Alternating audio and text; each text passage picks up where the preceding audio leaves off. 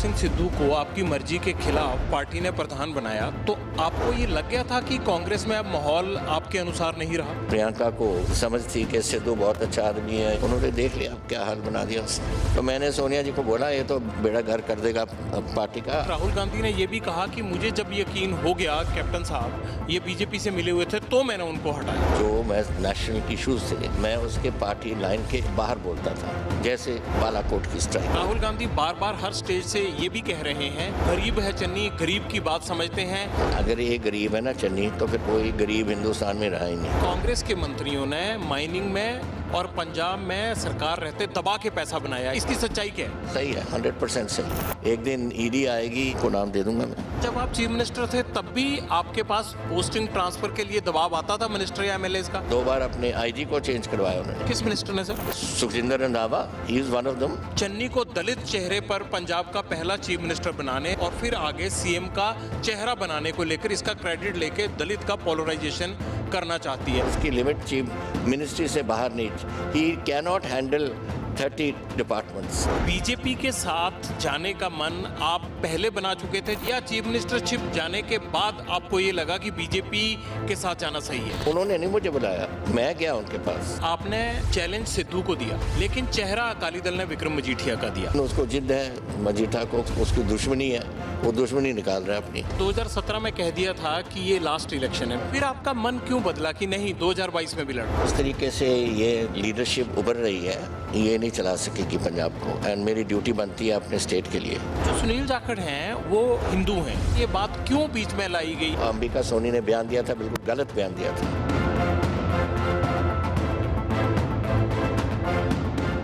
2017 के विधानसभा चुनाव में कैप्टन अमरिंदर सिंह ने कांग्रेस को चुनाव जितवाने के लिए फुल फोर्स लगाई, लेकिन 2022 में कैप्टन साहब कांग्रेस को हराने के लिए पूरी ताकत लगा रहे हैं।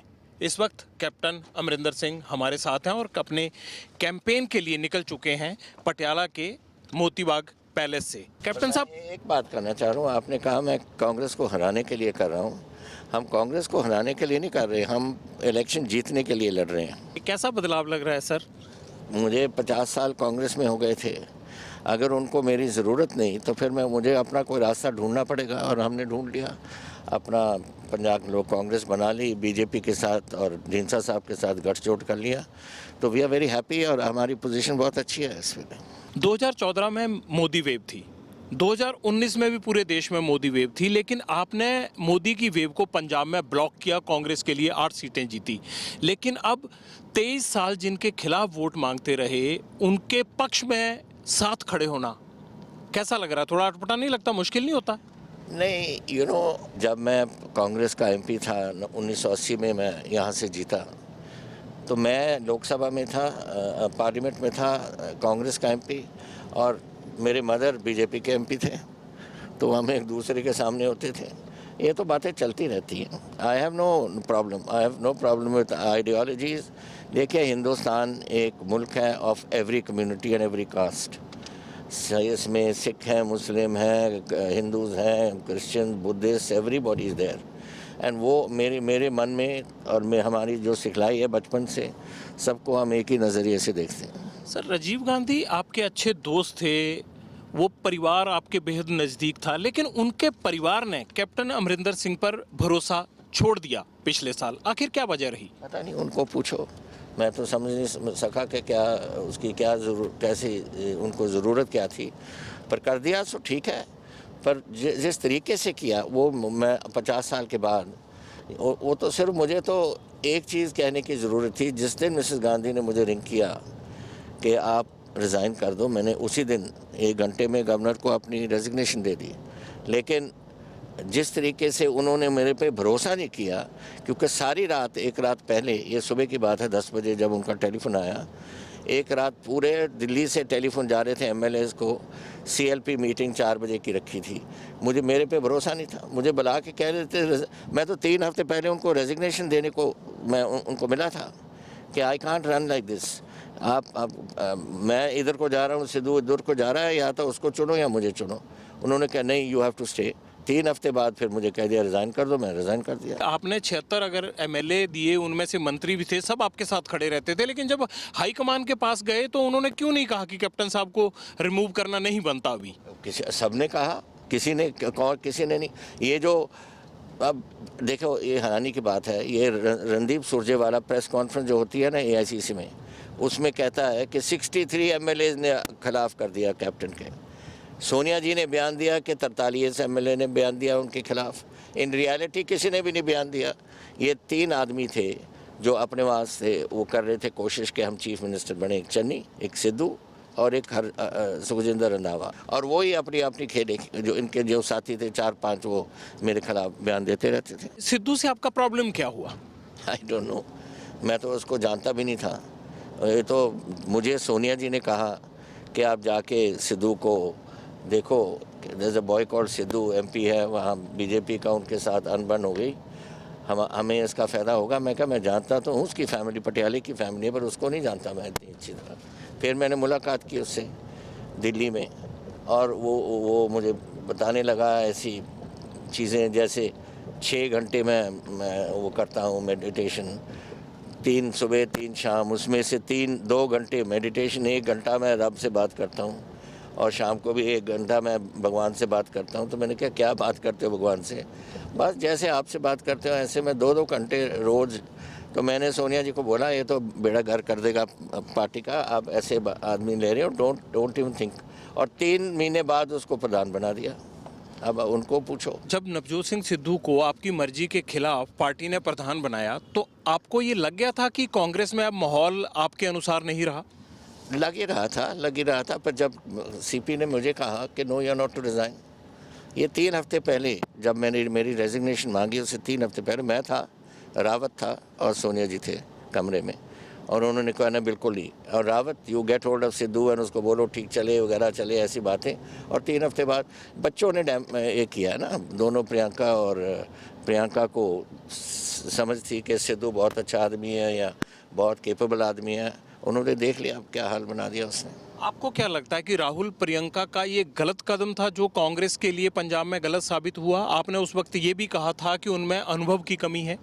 एवरीबॉडी, मैं भी, मुझे 50 साल हो गए, हम सीखे हैं कुछ, पॉलिटिक्स सीखे हैं। जब आए पॉलिटिक्स में हम तो बिल्कुल नॉविस थे, कुछ भी नहीं हमें आता था। आहिस्ता आहिस्ता सीखना पड़ता है। यही है प्रियंका जी और राहुल का, कि उनको आहिस्ता आहिस्ता सीखना पड़ेगा। ऐसे नहीं कि ओवरनाइट आप समझते हो कि मैं लीडर बन गया हूँ। तो दैट इज़ देयर, ये तो कमी है। कर रहे हैं अपना काम जो कर रहे हैं, बट उनको एनालिसिस ठीक करनी चाहिए थी। उनको मालूम करना चाहिए थी कि सिद्धू की क्या कैपेबिलिटीज़ हैं, क्या होगा पंजाब में, कैसे रिएक्शंस होंगे। अब जब से मैं गया हूँ, क्या हो गया कांग्रेस के, ये नहीं कि मैं कोई ख़ास आदमी और मेरे अलावा कोई नहीं हो सकता है, ये बिल्कुल नहीं कहा, मेरे मन में नहीं है। लेकिन हुआ क्या, इसके बाद तो कांग्रेस टोटल स्प्लिंटर हो गई है, छोटे छोटे हिस्सों में बांट गई, लड़ाई चल रही है सब कहीं। कल भी अश्विनी कुमार जी ने रेजिग्नेशन दे दी, ऐसे सीनियर कांग्रेस के लीडर सब जा रहे हैं। वो क्या रहा है, ये क्यों ऐसा किया जा रहा है? सलाहकार ही इनको कोई समझाने वाला है कोई नहीं। कौन है इनका? रणदीप सुरजेवाला है और एक है एसी वेणुगोपाल की बात कर रहे हैं। वेणुगोपाल। दो सलाहकार हैं। What about those G23? वो सलाहकार नहीं का। शशि थरूर में कमी है, कपिल सिब्बल में कमी है, व्हाट अबाउट मनीष तिवारी में कमी है। इतने सीनियर बंदे बैठे हैं, उनको पूछ लो, कोई नहीं उनकी सलाह लेता। राहुल गांधी ने कल कहा कि कैप्टन साहब सुनते नहीं थे। आपके जिला पटियाला की राजपुरा रैली में कह रहे थे कि मैंने बिजली की बात की, उनको कहा कि बिजली के रेट देखिए, उन्होंने सुना नहीं और बिजली कंपनियों के कॉन्ट्रैक्ट गिनवाने लगे। और अगर मैंने चन्नी को कहा तो उन्होंने तुरंत 2 मिनट में यही काम कर दिया और लोगों को फ़ायदा दे दिया। ये इल्ज़ाम लगाया है राहुल ने। देखिए, everything has to be done according to resources. मैं 9.5 साल चीफ मिनिस्टर रहा हूँ पंजाब का, मुझे रिसोर्सेज की पता है। आज देखो, आज हमारा 4 लाख करोड़ का हमारा स्टेट का डेट है। 1 लाख करोड़ इसके ऊपर जो हमारी एजेंसीज़ हैं जैसे बिजली बोर्ड वगैरह, उनका डेट है। अगर हम ऐसे ही काटते जाएंगे बिकॉज ऑफ पॉपुलर विल, तो स्टेट बिजली बोर्ड कैसे चलेगा? How can Punjab remain this way? इसके अलावा जो GSDP है हमारी, इट इज़ 5,35,000 करोड़ और 70% उस पर हमारा डेट है। तो कैसे चलेगा पंजाब अगर मैं इनकी सबकी मानता रहूं कि ये भी काट दो वो भी काट दो। ये तो अपनी खुशी ये मनाना चाहता है, उनको दिखाना चाहता है कि बड़ा केपेबल हूँ चन्नी, लेकिन इन रियलिटी जब आप बैठ के किसी इकोनॉमिस्ट के साथ बैठोगे वो भी वही करेगा जो मैं कह रहा हूँ आपको। आपके हिसाब से फिर राहुल जो बोल रहे हैं और चन्नी जो कर रहे हैं वो गलत है? Absolutely totally wrong. आप ऐसे नहीं सरकार को चला सकते। इफ स्टेट ने चलना है, you have to have the resources and अपनी रिसोर्स के बीच में ही आपको कदम उठाने। आपका ख्याल है कि मैं झोपड़ी नहीं ख़त्म करना चाहता, मैंने शुरू किया। अब ये बसेरा प्रोजेक्ट है, ये और लाल डोरा प्रोजेक्ट, जो लाल डोरा के अंदर ज़मीन आती है, हमने सबको ये सब जो घर हैं ये उनके नाम हमने कर दिए, ज़मीन कर दी जो सरकारी ज़मीन थी। यही शहरों में बसेरा प्रोजेक्ट हमने ऐसे किया है, जो शहरों में किसी के नाम भी किसी का छोटी छोटी झोंपड़ी है, छोटा घर बनाया, उसके नाम हमने ज़मीन कर दी। These are things I can do, वो मेरे हाथ में है। लेकिन जहाँ रिसोर्सेज की बात होती है वो तो जो हालात हैं वो सबके सामने हैं। कांग्रेस के पंजाब के लोग तो आप पे इल्ज़ाम लगाते थे कि अकाली दल और बीजेपी से मिले हुए हैं। कल राहुल गांधी ने यह भी कहा कि मुझे जब यकीन हो गया कि हमारे चीफ मिनिस्टर जो हैं कैप्टन साहब ये बीजेपी से मिले हुए थे तो मैंने उनको हटाया। उनको नाराज़गी इस बात की थी कि जो मैं नेशनल इश्यूज थे मैं उसके पार्टी लाइन के अलावा बाहर बोलता था, जैसे बालाकोट की स्ट्राइक। कांग्रेस पार्टी उसको कंडेम करती थी, मैंने कहा ठीक किया। तो ऐसी बातें जो एंटी नेशनल, जो नेशनल की बातें थी, जो मैंने समझी कि हमारी पार्टी नहीं ठीक कर रही और जो होना चाहिए था वो मैंने कहा। दिल की बात है, मैं किसी का चमचा नहीं कि जो वो कहेंगे मैं करता जाऊंगा। जो मेरे दिल की बात है और जो मेरे मन की बात है, I am also military historian, I am also old soldier, मुझे मालूम है कि क्या है, तो मैंने वो बातें की। ये इनको पसंद नहीं होती थी। कैप्टन साहब कभी आपने देखिए, आपने नहीं बोला कि वो चौकीदार चोर है। मैं इस लेवल पे हम आएंगे कि अब चौकीदार चोर स्लोगन पे हम इलेक्शन जीतेंगे क्या? आपने कभी कांग्रेस को या कांग्रेस हाईकमांड में ये समझाने की कोशिश नहीं की कि राष्ट्रीय मुद्दों पर इस तरह से हर चीज़ की आलोचना ठीक नहीं? वो तो सुनने को तैयार ही नहीं थे कोई।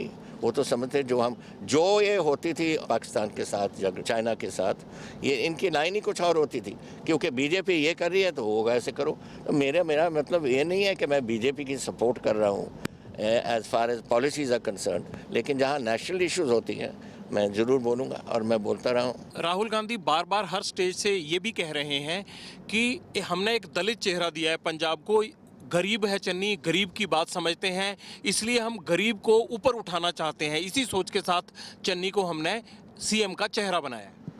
अगर ये गरीब है ना चन्नी, तो फिर कोई गरीब हिंदुस्तान में रहा ही नहीं। मैं आपको बता देता हूँ, 170 करोड़ की तो इसकी एसेट्स हैं। चमकौर साहब से लेकर मोहाली तक सारी डेवलपमेंट प्रोजेक्ट्स घर बनाने की हैं, ये सब वो कर रहा है। He is a very rich man. अगर उसको आप गरीब करोगे तो फिर कौन रह गया गरीब इस मुल्क में? आपके टाइम में भी अगर वो अमीर हैं तो ये आपको तब भी पता होता होगा। ईडी की रेड्स हुई और माइनिंग को लेकर रेड्स हुई। आपसे बेटर कोई इस बात से पर्दा नहीं उठा सकता कि क्या ये पॉलिटिकल वेंडेटा है या वाकई माइनिंग में चरणजीत सिंह चन्नी का कोई हाथ था, क्योंकि 4.5 साल तो आपने उनका एज ए मंत्री काम देखा है। देखो, उनका काम था टेक्निकल एजुकेशन और कल्चरल अफेयर्स, लेकिन जहाँ तक रेते की बात थी, मेरे पास मुझे सोनिया जी ने पूछा एक दिन कि मैंने सुना बहुत रेते का घपला हो रहा है वहाँ। मैंने कहा हाँ जी, और मुझे मालूम था कि पूछेंगे। मैं ले गया था लिस्ट, तो कहते how many who are doing it. So मैंने कहा here read this, you want me to take action, tell me which one should I drop from the cabinet, किसको मैं निकालूं, किस पे मैं केसेस करूं। 43 या 44 नाम थे उस पर। अब 43-44 नाम को मैं पार्टी से निकाल दूं तो फिर तो कांग्रेस पार्टी हो गई सारी।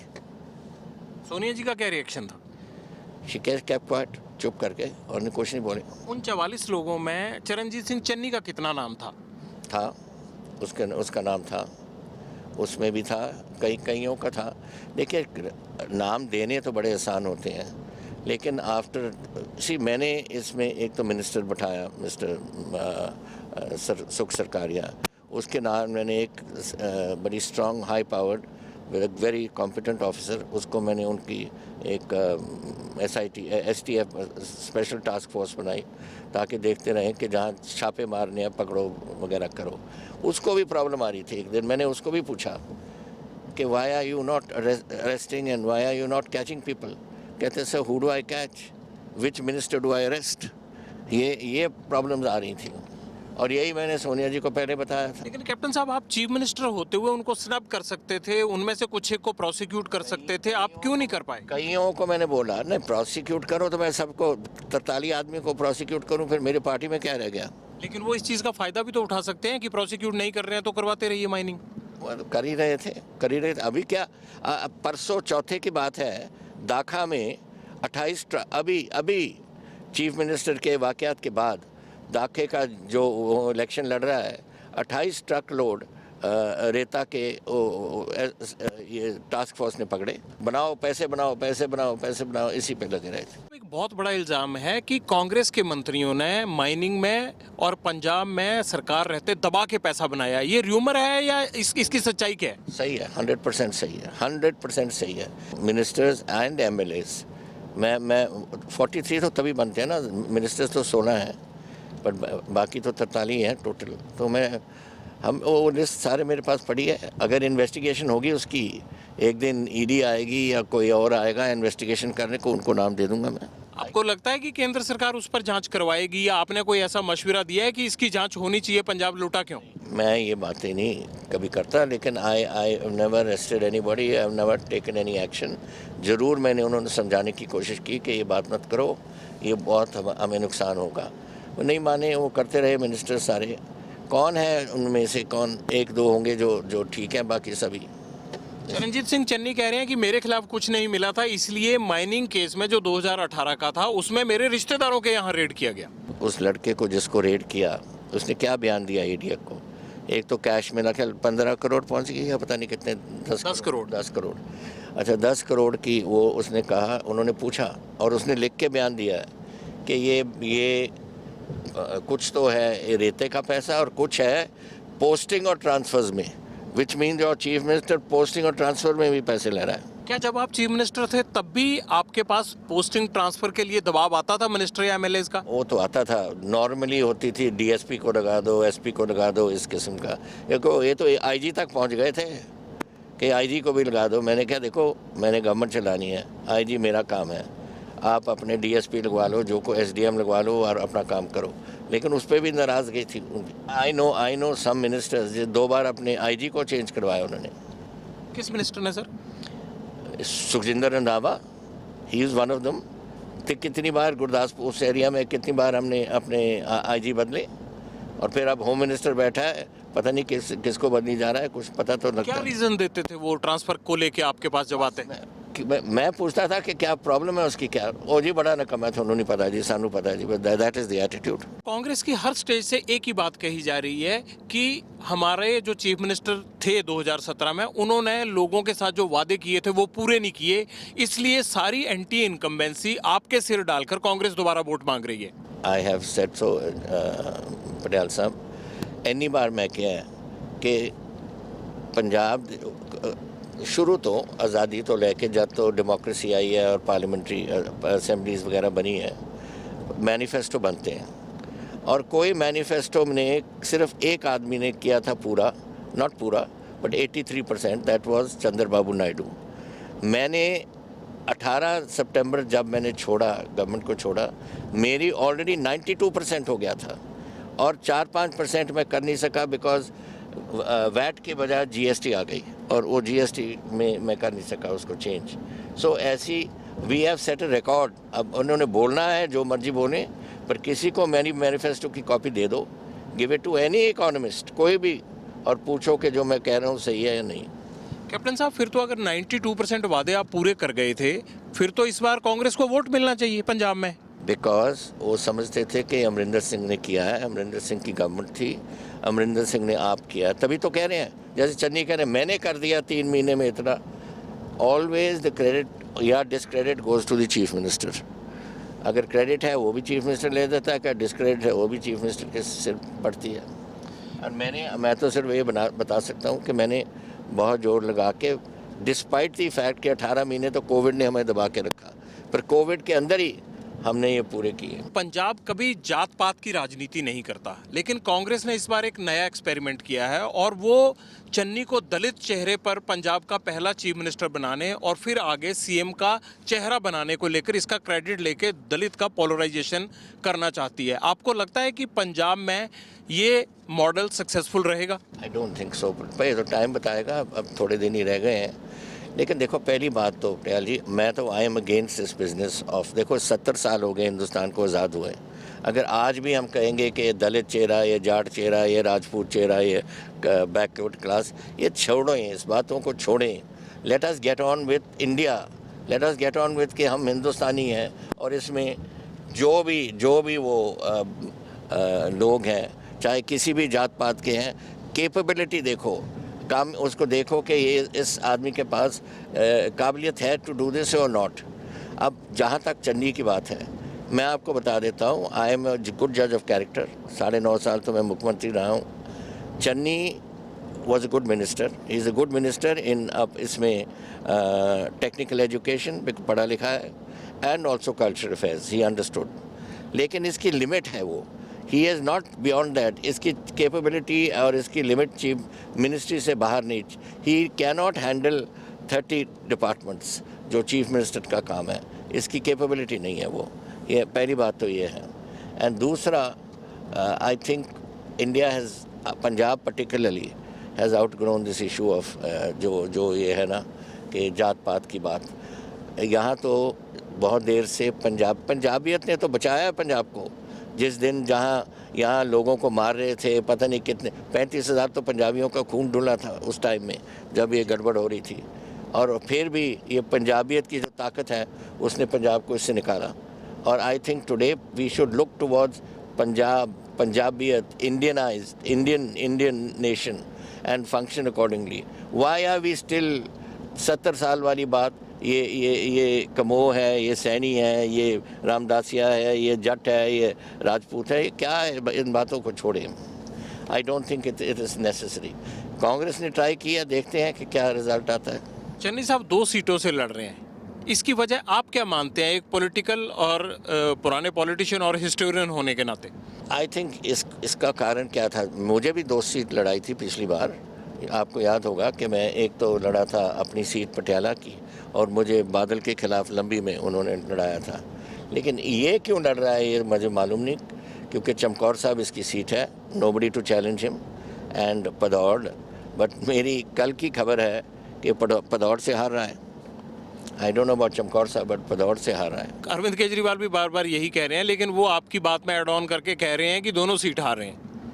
ये मैं कह नहीं सकता, क्योंकि मैं आई हैव नॉट सीन चमकौर साहब, ना किसी को वहाँ से मिला हूँ।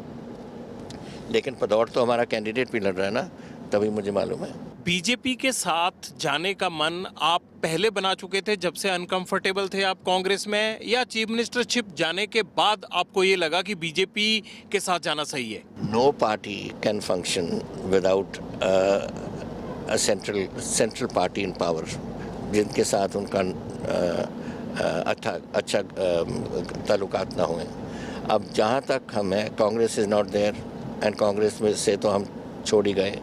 अब वहाँ है प्राइम मिनिस्टर मोदी जी, उनकी गवर्नमेंट इस टर्म की 2 साल रह गए, और डेफिनेटली पिछले अगले 5 साल की भी उनकी आएगी, सो 7 साल तो हैं। पंजाब की इकोनॉमिक प्रॉब्लम्स और इतनी फाइनेंशियल प्रॉब्लम्स ख़राब हैं। अगर सेंट्रल गवर्नमेंट के साथ हम नहीं चलेंगे तो Punjab can not pull out of this crisis.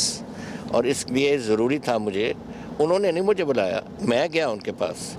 I went to सी अमित शाह जी, और मैंने अमित शाह जी को कहा कि अमित शाह जी, मैं आपके साथ ही इलेक्शन लड़ना चाहता हूँ, ओनली वन कंडीशन, कि हम अपनी पार्टी बनाएंगे। वो कहते ठीक है।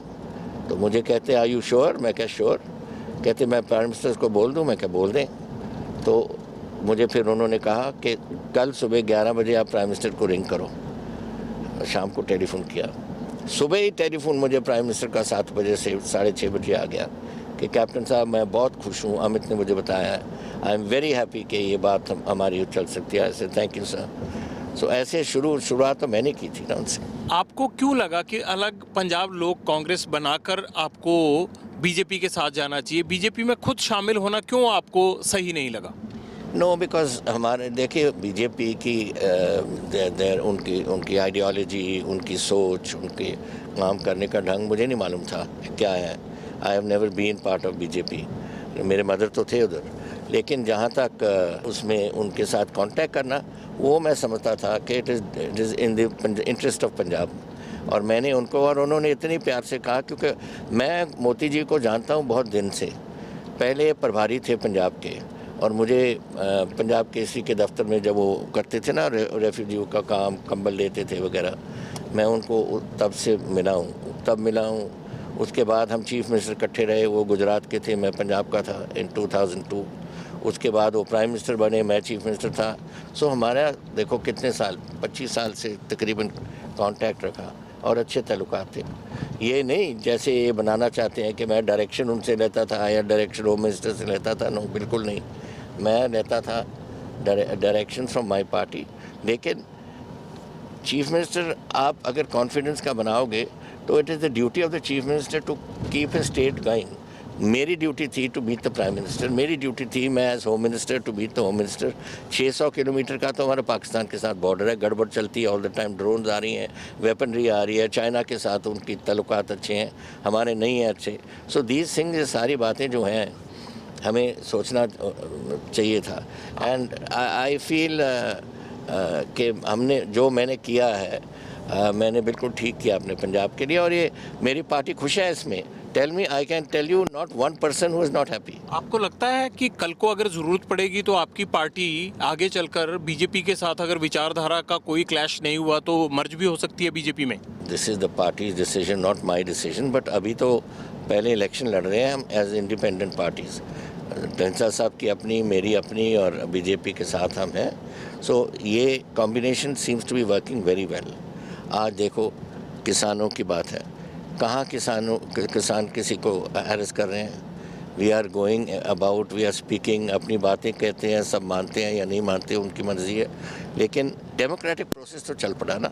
जो लोग कहते थे कि किसान उनको घुसने नहीं देंगे किसी को अपने गांव में या अपने खेत वगैरह में, वो नहीं हो रहा। आपको नहीं लगता कि बीजेपी को किसान आंदोलन के कारण पंजाब में काफ़ी नुकसान हुआ? अगर किसान नाराज ना हुए होते, कृषि कानून पहले वापस हो गए होते, तो शायद बीजेपी के लिए और बेहतर सिचुएशन होती पंजाब में आज की बजाय। मैं तो एग्री करता हूँ। मैंने तो, आपको याद है कि जब ये बिल पास किए, मैंने तो काउंटर बिल पास कर दिए थे असेंबली में, और मैं तो माना नहीं था उनसे। I didn't agree with that agriculture bills. पर उसका मतलब ये नहीं, हम फार्मर्स ने कहा हमारी तरफ से कोई पॉलिटिशियन नहीं आएगा, तो मैं उनको मैं या कोई और पार्टी वाले नहीं शामिल हुए।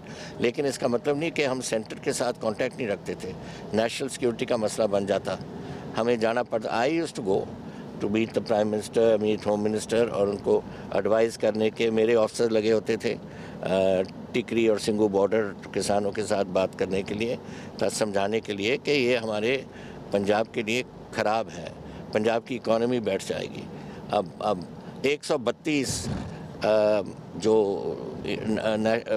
बड़ी अंबानी बर्गे और अडानी बर्गे के इनके इधर प्रोजेक्ट्स लगे होते थे, उनके सामने वो बैठे थे, वो अपना किसान उनके धरने बैठे थे, उनको चलने नहीं देते थे, पेट्रोल पंप नहीं चलने देते थे। मैंने पुलिस को बोला बैठे रहने दो, कुछ हिलाना नहीं उनको। हमने जितनी उनको, और 407 किसान मेरे टाइम में मरे, उनके परिवारों को मैंने 5-5 लाख की कॉम्पनसेशन दी, और एक उनका बच्चा को, लड़की को या लड़के को नौकरी दी। तो हमने तो आई अग्रीड विद द किसान के ये जो बिल्स हैं 3, ये फार्मर के हक में नहीं। आप अपने गठजोड़ बीजेपी तमाम लोगों को देखते हुए आप क्या एक्सपेक्ट कर रहे हैं कि पंजाब कितना मैंडेट देगा आपको, कितनी सीट्स तक आपको संभावना है इस बार? आई कांट से कितनी सीट, लेकिन मैं इतनी बात आपको कह सकता हूँ कि जिस तरीके से अवरी है हमारी पार्टी। देखो आप 2-2.5-3 महीने हो गए, केजरीवाल जो कर रहा है 3 महीने से अपनी कैंपेनिंग कर रहा है, अकाली दल 3 महीने से कैंपेन कर रहे हैं। हमारी कैंपेन तो 2 हफ्ते भी नहीं हुई, शुरू हुई और एकदम उभार आया। एंड यू सी, मुझे तो ये तकरीबन 20वीं इलेक्शन होगी। कितने 6 और 2 8 तो मैं जीता हूँ, 3 मैं हरा हूँ, तो क्या हो गया 8 हो गया 11। और उसके अलावा कितने इलेक्शन में मैंने हिस्सा नहीं लिया पर सपोर्ट करते रहे हम। तो 20 के इलेक्शन देखे हैं, जिस तरीके से उभार आ रहा है, I have not seen this happening before and that I think there is a reason. I think you have polarization also everywhere. There is polarization in favor of BJP. There is some polarization गाँव में वगैरह हमारे हक में, कुछ होंगे कांग्रेस के हक में, आई कांट से, बट जो ओवरऑल लग रही है हमारी पोजीशन, हमारे गठजोड़ की दिस अलायंस, इसकी पोजीशन स्ट्रांग है और अच्छी भी, और भी बढ़ेगी 2-4 दिन में। अकेले 3-4 दिन में लोग फैसला करते हैं और मुझे लग रहा है कि फैसले हो रहे हैं हमारे हक में। कैप्टन साहब, इस बार सारा पंजाब का इलेक्शन घूमकर जब से प्राइम मिनिस्टर ने आना शुरू किया है, ये सारा आ गया है पंजाब की आंतरिक सुरक्षा पे। आपको लगता है कि पाकिस्तान बॉर्डरिंग स्टेट होने के कारण आज भी पंजाब के लिए सबसे बड़ा एजेंडा जो गलियां नौलियों से निकलकर पंजाब का बॉर्डर और आंतरिक सुरक्षा है? मैं तो पहले दिन से कह रहा हूँ कि the biggest challenge for Punjab is to maintain, देखो हमारे कॉमन बॉर्डर है, अगर जब लड़ाई होती है हम फ्रंट लाइन स्टेट होते हैं, वी डोंट वांट दैट। बथेरी हमारी ट्रबल्स हो गई हैं और बहुत लड़ाई हो चुकी है हमारी पंजाब की। सो बट ड्यूटी बनती है स्टेट गवर्नमेंट की और सेंट्रल गवर्नमेंट की जॉइंटली। जहाँ नेशनल सिक्योरिटी आती है, you can't go by central government और state government, you have to go, दोनों को एक साथ काम करना पड़ता है और हमने किया। We are in Punjab government, Punjab police, intelligence, central agencies के साथ चलती हैं एंड वो हमारे साथ चलती हैं and that is how it is maintained. But look at the bigger picture, what is the bigger picture जो इमर्ज कर रही है। आज Pakistan is a puppet state in the hands of the Chinese. मैं बता रहा हूँ, उनके आज एक पोर्ट दे दिया अपना Gwadar port for a Chinese base, Chinese navy को बेस। अगर क्वाड नेशंस हमारी जो हैं ब्लॉकेड करेंगी अरेबियन सी को कराची की तरफ, उनको they have an access from the upper reaches of Tibet. अब वो कौन सी हैं? पहले तो थी काराकोरम हाईवे, अब काराकोरम रेंज के नीचे से एक ट्रेन ले आ रहे हैं, it's going to cost them I think $40 billion or something like that, और so that trains are going to fly from China, Tibet, China into Pakistan के अंदर। सो ये उनकी कॉन्टैक्ट है। फिर जो इकोनॉमिक इंटरेस्ट हैं, चाइना ने बहुत इन्वेस्टमेंट की है in industry and business in Punjab, उनके पाकिस्तान में, और वो सब कुछ हो रहा है। So it is a complete, मैं I call him a puppet state उनके हाथ। और अब तीसरी बार आ गई अफ़गानिस्तान की। अब जिस दिन रावत साहब का ये वाक़यात हुआ, जनरल रावत, उन्होंने एक बयान, एक आर्टिकल लिखा था अखबार में कि our threat is going to be now from China also, from Afghanistan also, and we must be careful कि हमारे नॉर्दर्न बॉर्डर्स पे Taliban will operate. Northern borders कौन सी हैं? Kargil is our northern borders, उसके उस तरफ पाकिस्तान है। सो ये 3 नेशन थ्रेट जो है, China, Pakistan and Tibet and Afghanistan, इनका जो कॉम्बिनेशन है, it is very dangerous for India. So we have to be very much on the alert. आपने चैलेंज सिद्धू को दिया, लेकिन चेहरा अकाली दल ने विक्रम मजीठिया का दिया। क्या बीजेपी या आपके पार्टी के पास कोई ऐसा चेहरा नहीं था कि आप सिद्धू के खिलाफ उसको अमृतसर ईस्ट सीट से उतार सकें? मैंने तो उतारा है। I brought in Raju ji मेरे पास आए थे। He is IAS officer, senior officer, resident commissioner थे तमिलनाडु के दिल्ली में। वो उनको मैं लेके आया हूँ। ना लुक एट दैट सीट, उस सीट को आप देखो, 38% हिंदू, 32% मजहबी Sikh, and the rest everybody mixed up. Now 32 and 38 make 70% of this combination. Raju ji there is a Hindu polarization in that area for sure, and secondly 32% Raju ji is a Majbi Sikh. तो ये combination हमने बता रही, तो मैंने तो message भी उनको पब्लिकली आपके थ्रू, प्रेस के थ्रू कहा है कि प्लीज़ आप हट जाओ, हमारे we have very good chances. 70% of the people are we expect के हमारे साथ चलेंगे, लेकिन उसको जिद है मजीठा को कि मैं उसकी दुश्मनी है, वो दुश्मनी निकाल रहा है अपनी। दुश्मनी तो कईयों से कहा यह जा रहा है कि वहाँ सिद्धू वर्सेस ऑल है, आप इस बात से सहमत हैं? Sidhu versus all means all को क्या बात? बाकी सब पार्टियां इकट्ठी होकर सिद्धू के खिलाफ लड़ रही हैं, ऐसा कहा जा रहा है। नहीं, हमारी पार्टी लड़ रही है, हमारी नहीं है, वो बीजेपी की कैंडिडेट है राजू जी, पहला मेरे बनना चाहते थे, फिर एक कॉम्बिनेशन को देख के और उन्होंने कहा जी मैं सिंबल ले लूँ बीजेपी का, मैं क्या ले लूँ। और आपको लगता है कि विक्रम मजीठिया के उतरने से वहां पर बीजेपी का खेल खराब हो सकता है? फिर आप कह रहे हैं क्योंकि उनको नहीं लड़ना चाहिए। आई ऑल्सो फील कि यहाँ Raju ji would have been a better candidate. Captain साहब एक ये जानना चाह रहे थे कि चुनाव के बाद अगर बीजेपी और आपके गठजोड़ को जरूरत पड़ती है तो आप अकाली दल के बीच में ब्रिज बनने की कोशिश करेंगे? I don't think so Patel ji. There is आज जो पोजीशन है, देखो मैं तो आज सिर्फ अपनी 50 ईयर की एक्सपीरियंस की बात कर रहा हूँ। आज मुझे लग रहा है कि the position of BJP is becoming, they are fighting a very tough battle. You must understand ये कर क्या रहे हैं, जिस तरीके से लड़ रहे हैं। कोई बीजेपी का आदमी मेरा ख्याल 3 बजे तक तो सोता नहीं और 4 बजे उठ जाता है। इस किस्म की कैंपेन मैं तो पटियाला में देख रहा हूँ, हर हलके में इन्होंने 5, 7, 8 सीनियर बंदे छोड़े हुए हैं। So it's a very intensive battle चल रही है और मुझे लग रहा है कि ये कॉम्बिनेशन हमारी जो है, we will not need any help. मुझे नहीं लग रहा कि हेल्प की ज़रूरत पड़ेगी। अकाली दल के बिना ही आपका आप प्रॉब्लम ये हो जाती है ना, फिर जब आप उनको ले लेते हो, फिर वो अपनी पॉलिसी बनाना चाहते हो, then become the khichdi. And ये ऐसे नहीं चलेगी। You have to have a clear cut mandate. अब हमने क्या किया है, ढींसा साहब ने, मैंने और बीजेपी ने एक अपने मैनिफेस्टो बनाए, फिर वो चली गई एक कमेटी के पास, उस कमेटी ने उनका निचोड़ निकाल लिया और जो सभी तीनों चाहते थे उसको मैनिफेस्टो बना लिया। नाउ इफ़ यू वांट उसमें हम इनको भी डाल दें, ये पता नहीं क्या मांगेंगे, क्या मैनिफेस्टो बनेगी, फिर इट वुड बिकम, पंजाब के लिए अच्छा नहीं होगा। कैप्टन साहब आपने 2017 में कह दिया था कि ये लास्ट इलेक्शन है। मैं भी वो इलेक्शन आपका कवर कर रहा था, आपके कई इंटरव्यूज भी किए, आपने कहा कि मेरा ये लास्ट इलेक्शन है।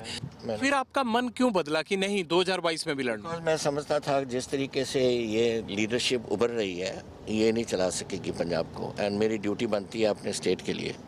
मैं ये नहीं कि मैं कोई महार हूँ कि मैं मेरे बगैर कोई दुनिया नहीं चलती, ये नहीं। बट आई थॉट कि अभी मेरे में दम है और अभी मुझे लग रहा है कि ये ठीक नहीं चला सकेंगे।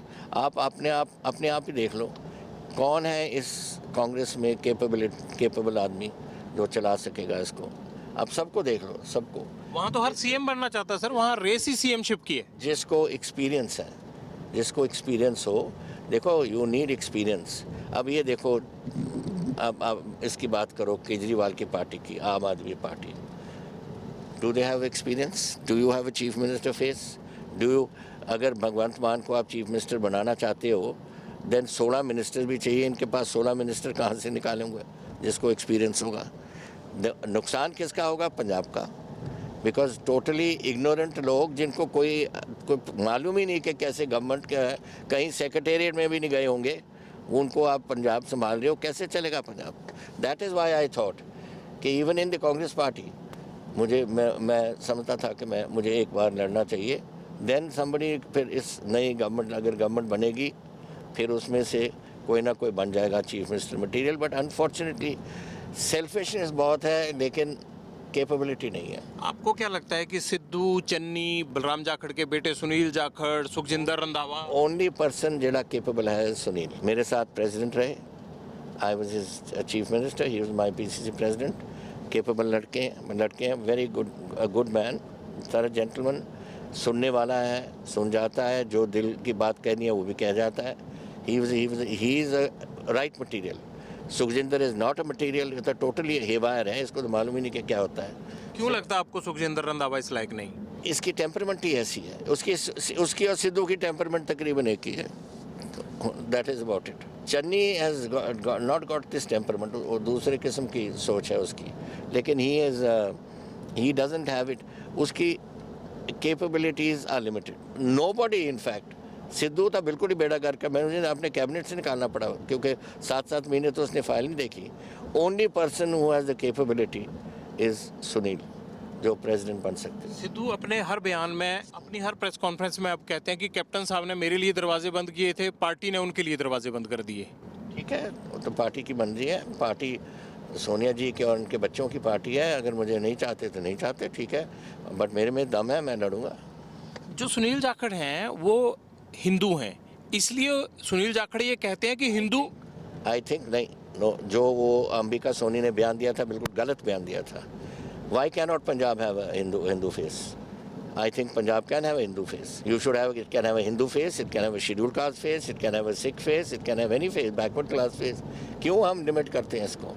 और मैं समझता हूँ कि Sunil Jakhar would have been a very good chief minister. We've had okay कहेंगे कि जी जब पार्टीशन हुई थी 1966 में हमारी डिवीजन ऑफ पंजाब, उससे पहले सच्चर साहब थे वगैरह, देवर it was different times. Why is it different times? Why are we always tying it down to it has to be a Jat face, it has to be a Sikh face? I don't believe in these things. Sunil Jakhar ने यह भी कहा है कि 42 MLA ने मेरे पक्ष में वोट किया था जब कैप्टन साहब को हटाकर नया चीफ मिनिस्टर बनाने की बात आई थी, और चन्नी के पक्ष में 2 में किया था। उसके बाद ये हिंदू चेहरा या इस तरह की बात क्यों बीच में लाई गई? क्या सिर्फ ये था कि अगर हिंदू बनेगा तो पंजाब खुश नहीं होगा?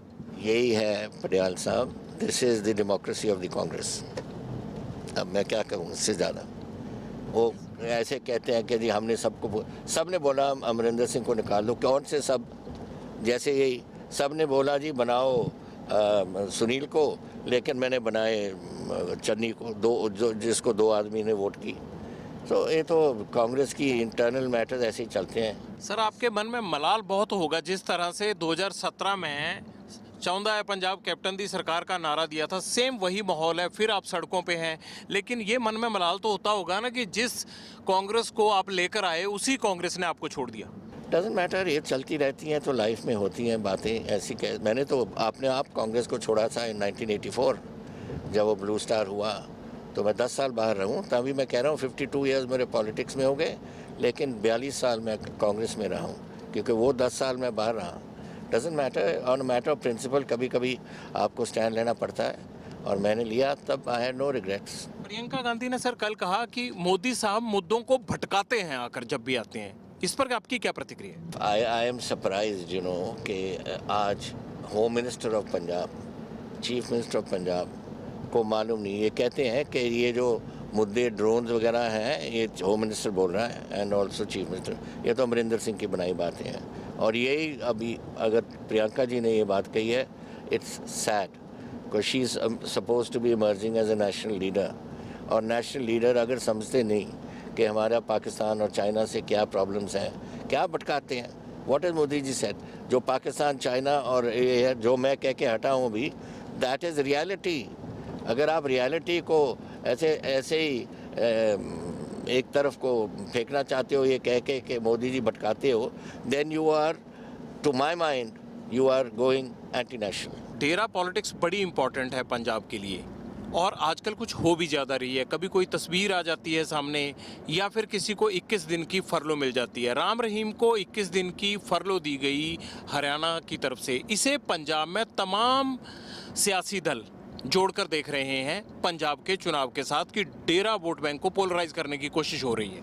देखो, जहाँ तक तो पेरोल की बात है, this is a legal matter, it's nothing to do with us. मैंने पता किया था कि 3 साल के बाद person is entitled to parole. वो सुप्रीम कोर्ट से ले ली या high court, I don't know who give them the parole. वो तो ये बातें चलती रहती हैं, तो it's nothing to do with us. अगर कोई अंदर जेल में भी हो, अगर वो कुछ चाहता हो, मैसेज बाहर भी भेज सकता है। ऐसी बात नहीं है कि इलेक्शन के साथ इसको जोड़ा गया है। I think it was just part of the legal process. आपने 9.5 साल पंजाब की चीफ मिनिस्टरशिप आपके पास रही। आपने मनमोहन सिंह के साथ भी काम किया और आपने मोदी जी के साथ भी काम किया। आप दोनों के काम को एज ए चीफ मिनिस्टर किस तरह आप आंकलन करते हैं? कौन बेटर रहा पंजाब के लिए? कौन ज़्यादा प्रोग्रेसिव प्राइम मिनिस्टर रहा इस देश के लिए? दोनों prime minister. I am very fond of doctor Manmohan Singh ji. Doctor Manmohan Singh ji बहुत अच्छे इंसान से, ग्रेट इकोनॉमिस्ट। उस तरफ से तो होते, पर वो इंटरफेयर नहीं करते थे on the issue of other issues. Modi ji has a holistic view, वो सबको देखते हैं, सब डिपार्टमेंट्स को देखते हैं कि कैसे चल रहा है नेशनल से। Like in this home minister was given, doctor Manmohan Singh ji उनको फ्रीडम देते थे ऑफ एक्शन, डिफेंस को अपना था। मिस्टर एंटनी थे 10 साल डिफेंस मिनिस्टर, उनको कभी उन्होंने कुछ नहीं कहा, और मिस्टर इन्होंने भी नहीं अपने आप कुछ किया। मिस्टर एंटनी ने 10 साल कोई परचेज की उन्होंने।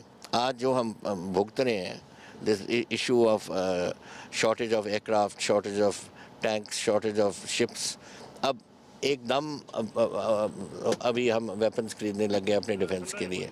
तो ये बातें मनमोहन सिंह जी को थोड़ा सा सख्त होना चाहिए था, तो उसमें नहीं किया उन्होंने। Doctor Modi sahab is looking in the holistic view, पूरी व्यू को देख रहे हैं।